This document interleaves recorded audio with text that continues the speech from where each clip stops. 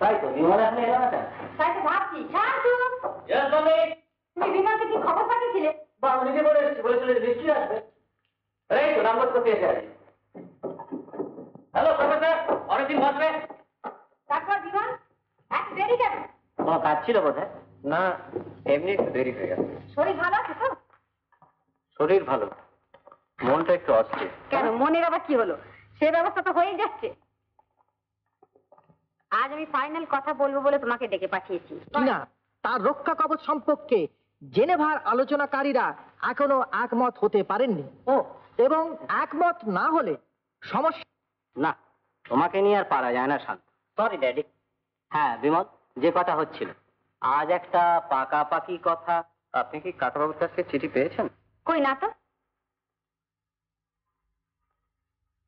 পাকা কথা হবার আগে আপনাদের কয়েকটা কথা জানানোর দরকার। তো বেশ, তো জানা। চলো, খেতে খেতে কথা শোনা যাবে। That's fine.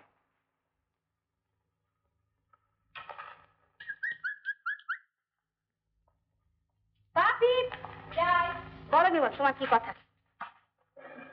গোড়াতে একটা কথা বলে রাখা ভালো।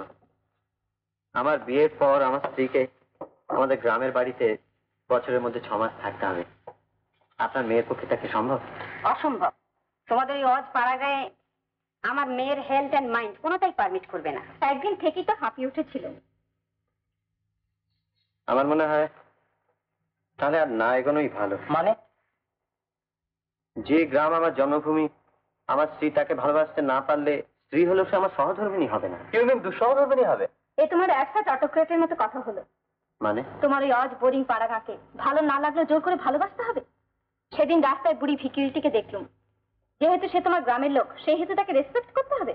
নিশ্চয়ই মায়ের মতো রেসপেক্ট করতে হবে। আচ্ছা, তাহলে দরকার হলে পাপিয়াকে তার ভাঙা কুঁড়ে ঘরে গিয়ে থাকতেও হতে পারে বোধহয়।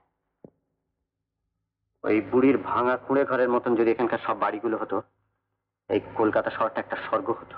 বিমল, তুমি বড় ইমোশনাল হয়ে যাচ্ছ। ইমোশন মানুষকে মাঝে মাঝে বায়াস করে তোলে। আমি বায়াসড নই, বিস্ট নই, যা সত্যি তাই বলছি। আমার মনে হয় এই চ্যাপ্টারটা এখানে ক্লোজ করে দেওয়া উচিত। হোয়াট? তাহলে তুমি আমার মেয়ের সঙ্গে ওভাবে মেলামেশা করেছিলে কেন? আপনার মেয়ের সঙ্গে তো আমি ভালোভাবেই মেলামেশা করেছি, অন্যায় তো কিছু করিনি। আপনার মেয়েকে জিজ্ঞেস করুন। ওকে জিজ্ঞেস করে কি হবে? ওর মন বলে একটা বস্তু আছে, সেখানে তুমি নাড়া দিয়েছো। ওর মনকে যদি কেউ চঞ্চল করে থাকে, তার জন্য যদি কেউ দায়ী হয়, তো সে আপনি নিজে। বিমল, খেয়ে গেলে না? ওকে যেতে দাও ড্যাডি। লেট হিম গো। রিঅ্যাকশনারি ব্যাবিটেটেড বয়। হ্যাঁ,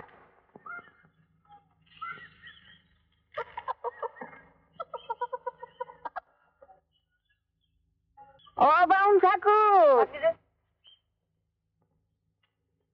ও বাউন ঠাকুর, শোনো। কি বলি, বাউন হয়ে তোমার ভাইপোর ওই ম্যাম সাহেবের সাথে বিয়ে দিচ্ছ? কেন মেম সাহেব হতে যাবে কেন? ওরা ব্রাহ্মণ। না ঠাকুর, আমার ভালো লাগছে না। ওই মিনির মতো মেয়ে হলে বেশ মানাত। না না, বিমল সেরকম ছেলে নয়।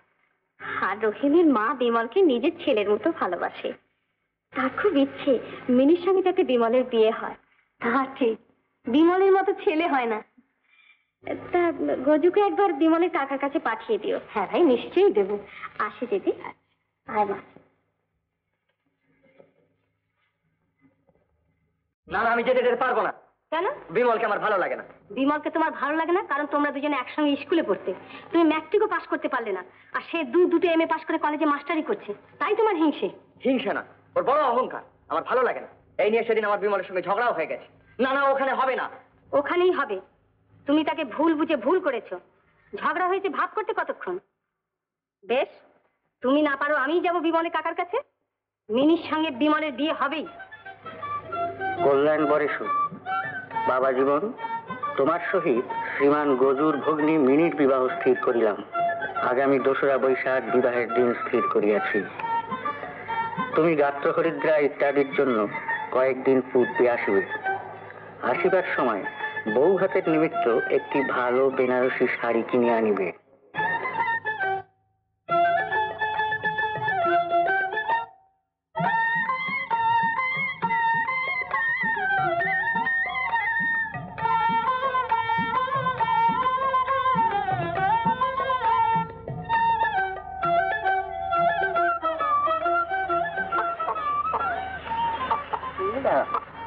রহিমের মা, সত্যি তুমি খুব ভালো।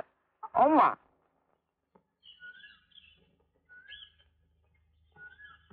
কি কি বললি? শুনেছ, তোমার গোপালের সাথে মিনির বিয়ে ঠিক হয়ে গিয়েছে। আর ও মা, তাই নাকি?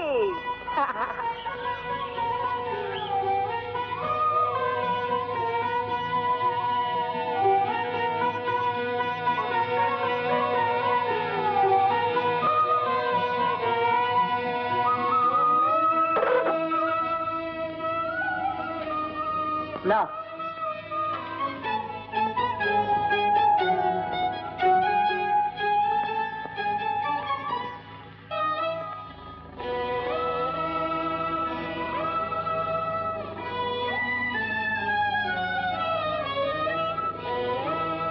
কাজের দিন কত দুধ লাগবে না লাগবে তা মাকে জিজ্ঞেস করবে, যাও আমাকে জিজ্ঞেস করছো কেন?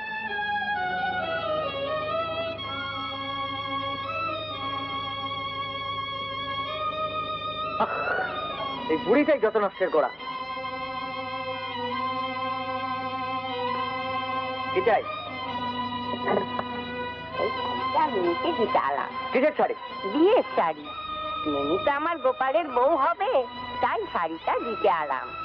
অসুখ হয়েছে বাপ, যদি কতদিন না বাঁচি। বয়স তো হয়েছে, মরো না মরো, আমাদের হাড়ে বাতাস লাগুক, হাত ছেড়ে বাঁচি। বাঁচবে বাপ, বাঁচবে, ফেরো দিন বাঁচবে। ছাড়ো, আমি যাই। কোথায় যাবে? ভেতরে শাড়িটা দিয়ে আসি। ওসব শাড়ি টাড়ি দেওয়া এখানে চলবে না। কি বাপ, আমার গোপালের বউকে শাড়ি দিতে পাবো না? সে গোপালের বাড়িতে দিও, এখানে কাজ। যদি কতদিন না বাঁচি। তুমি বাঁচো মরো তাতে আমাদের কি? যাও এখন এখান থেকে। এত কষ্ট করে মিনির জন্য কিনলাম, তুমি দিতে দেবে না? কেমন ধারা নব্য তুমি? পথ ছাড়ো। বিস্কুটে বুড়ি একটা শাড়ি কিনে আবার মেজাজ দেখাচ্ছে, যা এখান থেকে। না, আমি শাড়ি না দিয়ে যাবো না। তবে রে, এরকম শাড়ি আমাদের বাড়ি জেরাও পড়ে না। দাঁড়িয়ে দিচ্ছ? দিচ্ছি, এর একটা কথা বলবে তো? মারবে? বেশ, আমি ভেবে দেখি। গোপাল আসু, চাচ্ছি দেবো। তুমি কবে যাচ্ছ? আমি আসছি সপ্তাহে। তা এখন সেজে গুজে বেরোনো হচ্ছে কোথায়? চরুমি পাড়া যাবো, আমার এক প্রফেসর বন্ধুকে এখানে জানাবো। ও আচ্ছা আচ্ছা, যাও যাও যাও যাও যাও। অমর গোপাল। কি হলো রে? সে যেন আমার ডাক কই না, জেগে জেগে স্বপ্ন দেখছিস নাকি? হ্যাঁ হবে।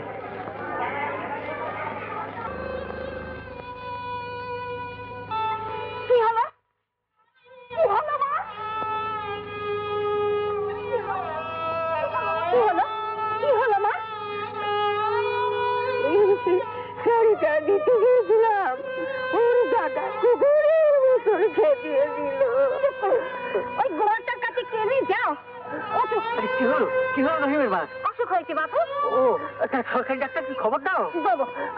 আচ্ছা দাও, আমি খবরটা দিয়ে যাচ্ছি। আচ্ছা, ওঠো মা, ওঠো।